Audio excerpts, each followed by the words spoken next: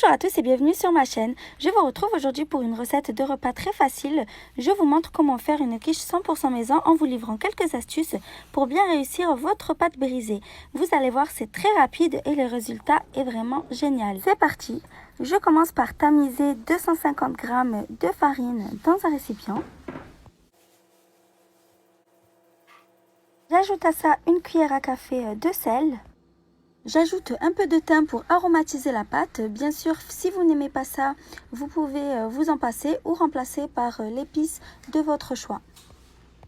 Je mélange les épices à la farine. Si c'est ta première fois sur ma chaîne, n'hésite pas à t'abonner et n'oublie pas d'activer la petite cloche pour ne manquer aucune vidéo.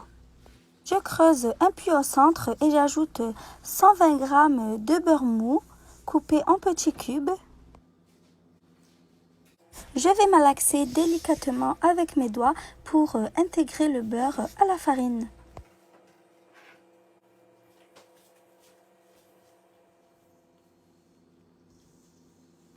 Quand le beurre commence à être bien intégré, ça prend une texture assez sableuse.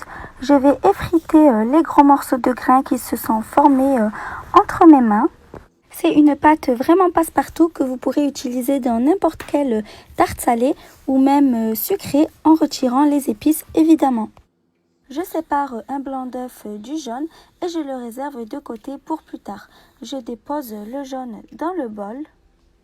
J'ajoute à ça 40 ml d'eau froide et je mélange du bout des doigts. La pâte va se former très facilement, elle ne colle pas donc elle se ramasse assez bien en ne laissant aucun morceau derrière elle.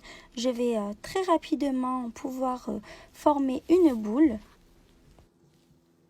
Je dépose la boule sur le plan de travail. On ne doit absolument pas pétrir la pâte, donc moins vous la touchez, mieux c'est. Ça ne sert à rien de trop la travailler. On intègre seulement bien les ingrédients. Donc la pâte est prête. Je vais la préformer en l'aplatissant grossièrement pour lui donner une forme ronde et la filmer au contact pour la mettre au frigo le temps de préparer la farce. Le temps de froid lui sera bénéfique, ça lui permettra de ne pas casser quand on l'étale. Pour la farce, je commence par émincer un oignon. J'ai choisi de faire une quiche à la viande hachée, mais vous pouvez utiliser la viande de votre choix ou alors la faire aux légumes seulement. Je coupe 50 g de poivron vert et 50 g de poivron rouge en petits cubes. Je vous donne les mesures que j'ai utilisées, mais vous pouvez en mettre plus ou remplacer par les légumes de votre choix. Ensuite, je coupe grossièrement un bouquet de coriandre fraîche. Je tranche finement 6 champignons, ce qui équivaut à peu près 100 g.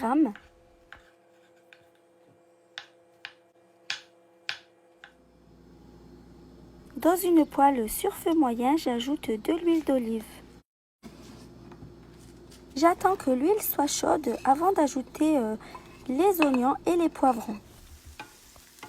Je les fais revenir dans la poêle pendant 5 minutes en remuant. Je vous rappelle que tous les ingrédients et les mesures exactes sont notés dans la description.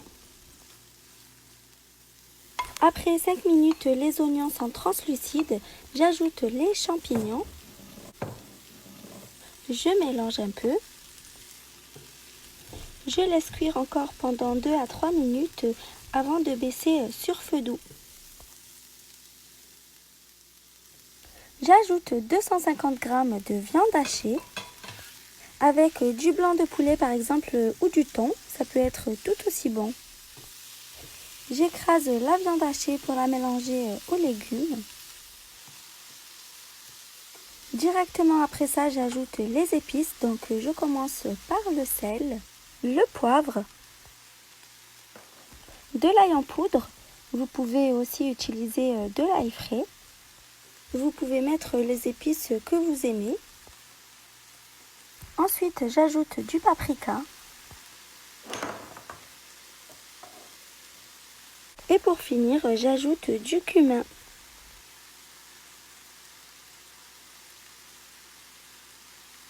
Je mélange pour bien répartir les épices. Je laisse cuire tout en remuant de temps en temps.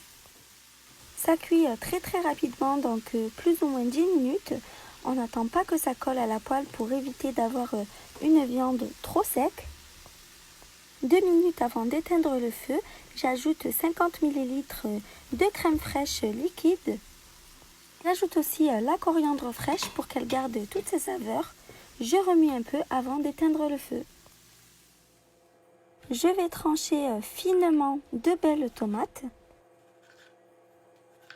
Ensuite, je les réserve de côté, elles serviront pour plus tard. J'ai récupéré la pâte au frigo, elle est bien froide, elle va super bien s'étaler. Je farine le plan de travail pour pouvoir étaler la pâte. Je farine aussi un peu la pâte par-dessus. Et pour finir, je farine mon rouleau à pâtisserie. Je commence à étaler la pâte avec le rouleau. J'essaie de garder le plus possible une forme bien ronde. Après l'avoir bien étalée, je la farine pour pouvoir la prendre. Je farine aussi légèrement le rouleau et je vais rouler la pâte tout autour. C'est une super astuce pour prendre la pâte sans la casser. Je déroule la pâte sur un moule à tarte que j'ai au préalable beurré. J'appuie bien sur tous les bords de la pâte pour qu'elle prenne parfaitement la forme du moule. Ensuite, une autre astuce, c'est de passer le rouleau à pâtisserie sur les bords du moule pour couper l'excédent de pâte. Le surplus de pâte, on le réutilise pour une mini quiche ou on le congèle pour une prochaine fois. Le moule est amovible, ce qui est super pratique. Je vous montrerai après cuisson une super astuce pour démouler la quiche sans la casser. Et si vous voulez vous procurer le même moule, tout est noté dans la description. Je pique la pâte à l'aide d'une fourchette. Dans un bol, j'ajoute le blanc d'œuf dont le jaune a servi pour la réalisation de la pâte pour ne pas gaspiller. Je casse ensuite 4 œufs entiers. J'ajoute 125 ml de lait. Et pour finir, j'ajoute un peu de sel. Je mélange à l'aide d'un fouet. Je vous invite à découvrir mes autres recettes qui s'afficheront directement sur votre écran à la fin de la vidéo. Je parsème le fond de pâte avec un peu de mozzarella râpé. J'ajoute ensuite l'intégralité de la farce. Je m'assure qu'elle soit bien répartie uniformément en l'étalant bien comme il faut avec une cuillère en bois. Je verse par-dessus le mélange d'œufs et de lait. Je vous rappelle que j'ai préchauffé à l'avance le four à 180 degrés. J'ajoute par-dessus 50 g d'olives vertes dénoyautées et coupées en petits morceaux. Je vais enfourner pendant 20 minutes dans un premier temps. Et on enfourne sur la plaque de cuisson du bas pour que la pâte cuise bien. Après 20 minutes de cuisson, les œufs commencent à bien se tenir. Je retire la quiche du four. J'ajoute par-dessus 150 g de fromage mozzarella râpé. Et enfin, j'ajoute les tomates coupées en rondelles sur toute la surface du dessus. Ensuite, je remets au four pour 20 minutes supplémentaires. Toutefois, ça dépend des fours, donc l'essentiel est que votre quiche soit cuite en bas. Elle peut avoir besoin de plus de temps, donc n'hésitez pas à la laisser plus longtemps.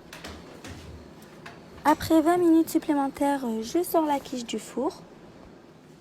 Je la démoule directement en déposant le moule sur un bol et il glisse tout seul.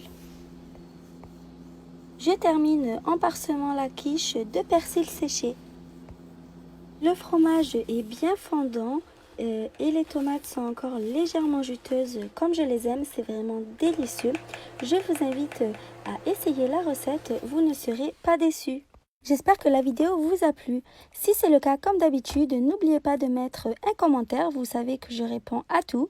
N'oubliez pas aussi de mettre des pouces bleus et de partager la vidéo autour de vous. À bientôt!